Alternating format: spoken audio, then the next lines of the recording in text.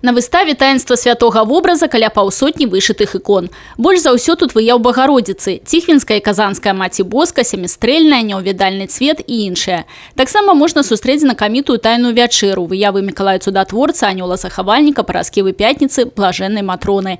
Ёсць і дзве каталіцкія іконы: Найсвяцейшае сэрца Ісуса і Беззаганнае сэрца Марыі. Усе іконы створаны мясцовымі майстрамі. Адразу 13 работ прадставіла пенсіянерка Антаніна Бабко. Все свои работы я вышла за 1 год.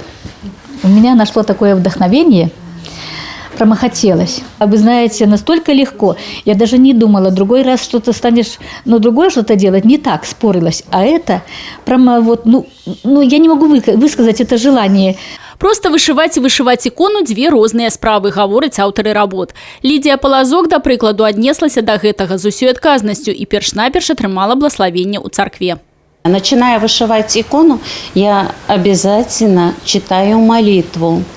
При новой ниточке для вышивки я обязательно осеняю себя крестом. На моих иконах не увидите ни одного вышитого лика. Не вышиваю лик святых потому, что мы не имеем права к лику святого прикладываться. Когда прикладываемся к иконам, мы только имеем, прикладываясь к иконам, мы имеем право приложиться только к одеянию святых. Большасць ікон у экспазіцыі вышыты дробным крыжыкам, некаторыя з выкарыстаннем люрексавай ніткі. Асобна вылучаюцца работы Максіма Дранца з вёскі Малькавічы. Як інвалід-калясачнік, мужчына для распрацоўкі рук пачаў займацца алмазнай мазаікай і ўжо стварыў каля 300 работ, сярод якіх і іконы.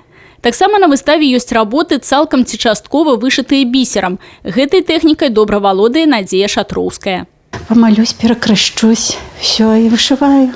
Я, не знаю, люблю, сижу ночью, днем как-то нету времени там по хозяйству, а уже вечером сажусь и иногда до 2 часов сижу. Вышивки разные, и нитками, и бисер. Бисер очень нравится, он смотрится красивее. Пазнаёміцца з выставай «Таинство святого образа» ў Ганцавіцкім раённым краязнаўчым музеі можна до 1 мая. Алена Ракуць, Людмила Салзна, Миколай Руцкі, телерадиокомпания «Брест».